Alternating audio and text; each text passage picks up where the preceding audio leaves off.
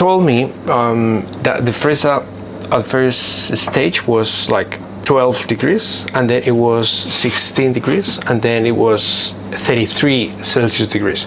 So it means the issue has been increasing, basically with fridges. Two special components, which is one of them is the gas, and the other one is the compressor. We have gas and the compressor is running, we're gonna have low temperature. So if it is not cooling down, it means one of these components are not working properly. I mean, we don't have enough gas, or we have an intermittent issue in the compressor, and it is not working